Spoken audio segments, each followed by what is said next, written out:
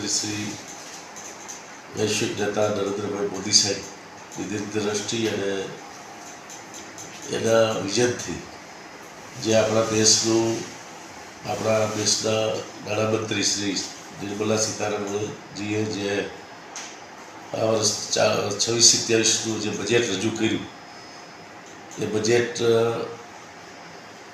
એક યુવાઓ, ખેડૂતો, મહિલાઓ અને ગરીબોને કેન્દ્રમાં રાખીને ખૂબ સરસ રીતે ઐતિહાસિક બજેટ આ વખતે રજૂ કર્યું છે. એની માહિતી આપું તો આ વખતે એક તો આટલા વર્ષોના ઇતિહાસમાં પહેલીવાર રવિવારે આ બજેટ અને વહેલું બજેટ રજૂ કરવામાં આવ્યું. આપણે સૌ જાણીએ છીએ કે 53.5 લાખ કરોડનું બજેટ આ વખતે જ્યારે લોકસભામાં રજૂ કરવામાં આવ્યું એને ખૂબ બધી જ જગ્યાએથી બજેટના જે વિકસિત ભારત 2047નું સપનું આપણા પ્રધાનમંત્રી શ્રી જોઈ રહ્યા છે એમાં આપણે પ્રતિબિંબ થાય છે. આપણા નાણામંત્રી શ્રી આપણે સૌ જાણીએ છીએ કે સતત 9મી વખત આપણા દેશનું બજેટ રજૂ કરીને એક ઇતિહાસ રચ્યો છે અને એમાં આત્મનિર્ભર ભારતના નિર્માણ માટે અને વિકસિત ભારત 2047ને અગ્રેસર બનાવતું આ બજેટ છે. આ બજેટમાં 3 કર્તવ્યો છે. દેશની આર્થિક વિકાસને ઉત્તેજન આપવું, નાગરિકોની આશા અને આકાંક્ષાઓને પરિપૂર્ણ કરવું અને આ તમામ વર્ગને લાભ મળે એ પ્રકારનો દરેકનું હિત જેમાં છે એમાં ખાસ કરીને યુવા શક્તિ, મેં પહેલાં કીધું પ્રમાણે નારી શક્તિ, કિસાન શક્તિ, શ્રમિક અને જે વંચિત છે એની અને ઉદ્યમી જે છે એને ધ્યાનમાં રાખવામાં આવ્યા છે. આ યુવા શક્તિ ડ્રીવન બજેટ આપણે કહી શકીએ એ પ્રકારનું બજેટ છે. 53.5 લાખ કરોડના આ સર્વસ્પર્શી અને સર્વસમાવેશ કરતું આ બજેટ છે. એમાં મહિલા સશક્તિકરણ, યુવા શક્તિને પ્રોત્સાહન, આરોગ્ય અને medical infrastructure, general infrastructure, logistic અને કનેક્ટિવિટી, સંસ્કૃતિ અને પર્યટન વિકાસની સાથે વિરાસતની વાત જે આપણા પ્રધાનમંત્રી શ્રી કરી રહ્યા છે એ પ્રમાણે આપણા વારસાની જાળવણી માટેની પણ એમાં સમાવેશ કરવામાં આવ્યો છે. આપણે આ બજેટને જોઈએ તો ઉદ્યોગ અને ખાસ કરીને ટેકનોલોજી, આત્મનિર્ભરતા તરફનું અગ્રેસરતાવાળું બજેટ છે. કૃષિ અને ગ્રામ વિકાસને ખૂબ મહત્ત્વ આપવામાં આવ્યું છે. પશુપાલન, ડેરી અને મત્સ્ય ઉદ્યોગને પણ પ્રોત્સાહન મળે એ પ્રકારનો, સંરક્ષણ અને સ્પોર્ટની દ્રષ્ટિને પણ એમાં ખૂબ આગવી રીતે સમાવેશ છે. ખાસ કરીને MSME અને સ્ટાર્ટઅપ ઇકોસિસ્ટમ જે છે એના ઉપર ખૂબ ભાર આપી અને AIનો સકારાત્મક રીતે કેવી રીતે ઉપયોગ થઈ શકે એને પણ દ્રષ્ટિકોણ આ બજેટમાં આપણે જોઈ શકીએ પ્રકારનું બજેટ છે.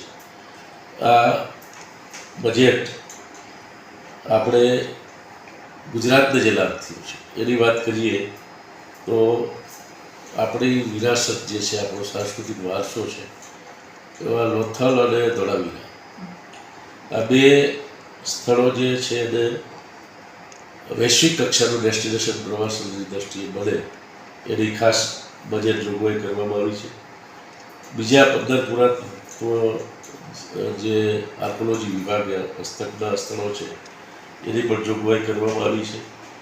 MSME સેક્ટરમાં 200 ક્લસ્ટર પાર્કની જે જાહેરાત કરી છે એમાં ગુજરાત એક પ્રકારે MSME ઉદ્યોગનું આપણે સૌ જાણીએ છીએ કે આપણું ગુજરાત છે એ MSMEનું એક હબ છે. ગુજરાતમાં 7 લાખથી વધારે મેન્યુફેક્ચર યુનિટ હોવાને લીધે ગુજરાત ઉદ્યોગકારોને આ ક્ષેત્રે કરાયેલી મહત્ત્વપૂર્ણ જાહેરાતોથી ખૂબ મોટો ફાયદો લાભ મળવાનો છે. પૂર્વ ભારત જે દાનકુનીથી સુરત સુધી જે ડેડિકેટેડ ફ્રેટ કોરિડોરની જાહેરાત કરવામાં આવી છે, એવી રીતે આપણું જામનગર સ્થિત જે WHO ગ્લોબલ મેડિકલ સેન્ટરને અપગ્રેડેશન કરવા માટેનું બજેટ જોગવાઈ પણ કરવામાં આવી છે. આપણા રાજ્યમાં મ્યુનિસિપલ બોર્ડ હંમેશા એમાં અગ્રેસર રહ્યું છે અને આ બજેટમાં મ્યુનિસિપલ બોર્ડ માટે જાહેર કરાયેલી પ્રોત્સાહનોને લાભ માટે ગુજરાતની મ્યુનિસિપાલિટીઓને પણ લાભ મળશે. ગિફ્ટ સિટીમાં આવેલ IFSCમાં કંપની માટે 20 વર્ષ સુધી જે ટેક્સ હોલિડે લંબાવવામાં આવ્યો છે, એના કારણે અનેક વૈશ્વિક કંપનીઓ અહીં આવશે. ગિફ્ટ સિટીમાં વૈશ્વિક કંપનીઓનું રોકાણ વધશે અને આપણે ગુજરાતમાં ખૂબ મોટી માત્રામાં રોજગારીનું નિર્માણ એમાં થઈ શકે. આ રીતે આપણે આ જે બજેટ છે એને સર્વસમાવેશક અને એક દીર્ઘદ્રષ્ટિવાળું વિકસિત ભારતનું જે વિઝન, આઝાદીને જ્યારે 100 વર્ષ પૂરા થશે ત્યારે 2047માં ખરા અર્થમાં આપણો દેશ એ સમૃદ્ધ દેશ બની શકે, વૈશ્વિક એટલે વિકસિત દેશ બને, એના માટે ગ્રામ્ય ક્ષેત્રને પણ જો ગામ વિકસિત બને તો જ દેશ વિકસિત બની શકે.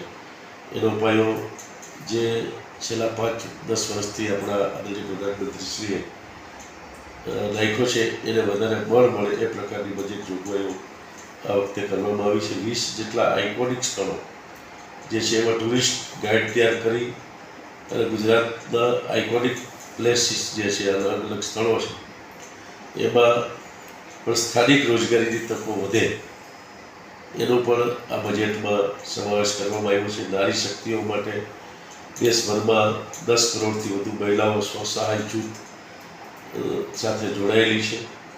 એના માટે બજેટ જોગવાઈ કરી છે. શિક્ષણ, રોજગાર અને મહિલાઓની સુરક્ષા માટે પણ દરેક જિલ્લામાં એક મહિલા હોસ્ટેલ, જે ખૂબ મોટું કામ કે આપણી દીકરીઓ છે જિલ્લામાં જઈને ખૂબ અદ્યતન સુવિધાવાળી હોસ્ટેલો ત્યાં નિર્માણ થશે અને એના કારણે કોઈપણ ગરીબથી લઈ અને કોઈપણ સમાજની દીકરીઓ છે એને શિક્ષણ માટે, ઉચ્ચ શિક્ષણ ખાસ કરીને મેળવવું હોય તો એને રહેવા માટે, જમવા માટેની તમામ સગવડ મળે એ પ્રકારની હોસ્ટેલોનું નિર્માણ થશે. ઓરેન્જ ઇકોનોમી જે છે એમાં પણ 2030 સુધીમાં આપણે AVGC ક્ષેત્રમાં 20 લાખ પ્રોફેશનલ જરૂરિયાત ઊભી થવાની શક્યતાઓ છે. એના માટે આપણે 15,000 માધ્યમિક શાળાઓ, 500 કોલેજો અને કન્ટેન્ટ ક્રિએટર લેબની સ્થાપના કરવાની જાહેરાત કરવામાં આવી છે. યુવાનોને ડિજિટલ અને ક્રિએટિવ ક્ષેત્રમાં તાલીમ અને રોજગારની વિશાળ તકો એના કારણે મળશે. આપણા દેશમાં વિઝ્યુઅલ ઇફેક્ટ અને ગેમિંગ અને ક્ષેત્રને પણ પ્રોત્સાહન આ બજેટમાં આપવામાં આવ્યું છે. આ બજેટમાં આરોગ્યની દ્રષ્ટિથી વાત કરીએ તો ગંભીર પ્રકારના જે રોગો છે એ દવાઓ, કેન્સર જેવા 17 જેટલા રોગોની દવા સસ્તી કરવામાં આવી છે. એવી જ રીતે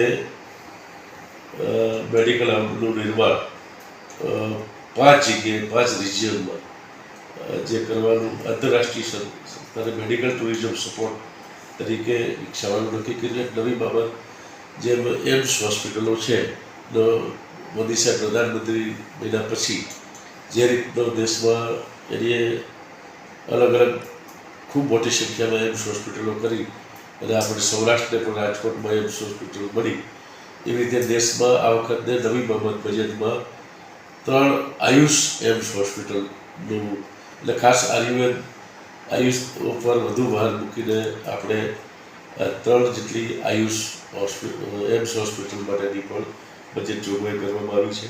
પરિવહન ક્ષેત્રે, લોજિસ્ટિક અને પરિવહનમાં પણ આપણે ખૂબ મોટું પરિવર્તન લેવા માટે આ બજેટમાં જોગવાઈ છે. એમાં હાઈ સ્પીડ લેવલની કોરિડોર, અર્થ મિનરલ કોરિડોર, 20 નવા રાષ્ટ્રીય જળમાર્ગ, માઉન્ટેન ટ્રેન સહિતની જોગવાઈઓ, પ્રકલ્પોનું નિર્માણ કરાશે. મેક ઇન ઇન્ડિયાની જે વાત આપણા આદરણીય પ્રધાનમંત્રીશ્રીએ અનેક વખત કરી છે. એ ક્ષેત્રમાં પણ અલગ અલગ રીતે ટેક્સટાઇલ પાર્કનું નિર્માણ હોય, ઇલેક્ટ્રોનિક ઇન્ડિયન સેમિકન્ડક્ટર મિશન, જેનું હમણાં એક તો આપણે પૂર્ણ થવા આવ્યો છે પ્રોજેક્ટ ગુજરાતમાં, એનું લોકાર્પણ થવાનું છે. એના માટે ઇન્ડિયન સેમિકન્ડક્ટર મિશન 2 ની પણ જોગવાઈ કરવામાં આવી છે. મેન્યુફેક્ચર અને ઉદ્યોગ ક્ષેત્રે મેક ઇન ઇન્ડિયા એટલે કે આત્મનિર્ભર ભારત, આપણી જ ભારતના દેશનું બધી જ વસ્તુઓ બને એના માટે ખૂબ મોટું એક નવી પહેલ અને જોગવાઈ કરવામાં આવી છે. આસ્થા, ખાદી જેવા જે આપણા સ્થાનિક ઉદ્યોગો છે, હસ્તકલાના પ્રોત્સાહન આપવામાં આવ્યું છે. મહાત્મા ગાંધી જે ખાસ કરીને ગ્રામ સ્વરાજની પહેલ પણ કરવામાં આવી છે. કાપડ ક્ષેત્રે કૌશલ્ય ઇકોસિસ્ટમને વેગ આપવા માટેની જોગવાઈઓ કરી છે. એવી રીતે સંરક્ષણને પણ ખૂબ મહત્ત્વ આપીને દેશનું સંરક્ષણનું બજેટ 6.81 લાખ કરોડથી વધારીને 7.85 લાખ કરોડનું કરવામાં આવ્યું છે. 15.2% એમાં વધારો કર્યો છે. એ ખૂબ મહત્ત્વની વાત છે.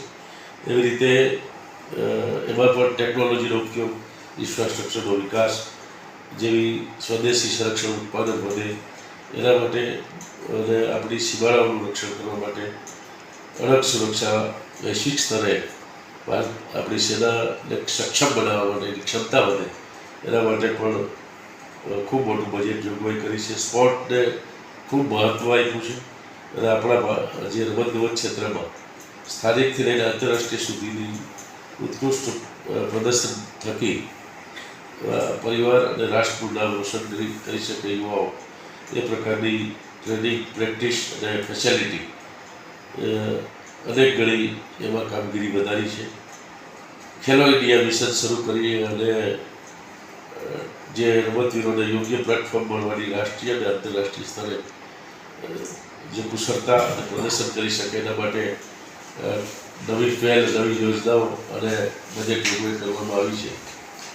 આવી રીતે આપણા ખાસ કરીને ઇન્કમ ટેક્સ રિટર્ન ફાઇલ કરવાની પ્રક્રિયાને ખૂબ સરળ બનાવવામાં આવી છે અને બેન્કિંગ ક્ષેત્રે પણ ખૂબ મોટો સુધારો હાઈ લેવલની કમિટીની એમાં રચના કરી છે. પારદર્શકતા વધે એના માટે એક ઇન્કમ ટેક્સ એક્ટ એપ્રિલ 2026 લાવવામાં આવ્યો છે. TCSમાં પણ 5%થી ઘટાડી 2% કરતાં વિદેશ અભ્યાસ અને વિદેશ મુસાફરી સસ્તી બને એ પ્રકારની જોગવાઈ કરવામાં આવી છે. બેટરી પરના ખરોમાં ઘટાડો કરી અને સામાન્ય જનતાને પણ દૈનિક ઉપયોગ માટે વસ્તુઓ સસ્તી મળશે. સોલાર નવીનીકરણ ઉર્જા માટે ગ્રીન એનર્જીને વધુ પ્રોત્સાહન આ બજેટમાં આપવામાં આવ્યું છે. ફોરેન એસેટ સ્કીમ દ્વારા વિદેશી સંપત્તિ જાહેર કરવા માટે પારદર્શકતા અને વ્યવસ્થિત રીતે માળખું ઉપલબ્ધ કરવામાં આવ્યું છે. NRI નાગરિકોને સંપત્તિ વેચવા માટે ટેડ લેવાની જે છે અને પાન દ્વારા જ સંપત્તિ વેચાણ શક્ય બનશે. NRI નાગરિકો માટે આ પ્રક્રિયા ખૂબ સરળ અને ઝડપથી બને એની પણ ધ્યાન રાખવામાં આવ્યું છે.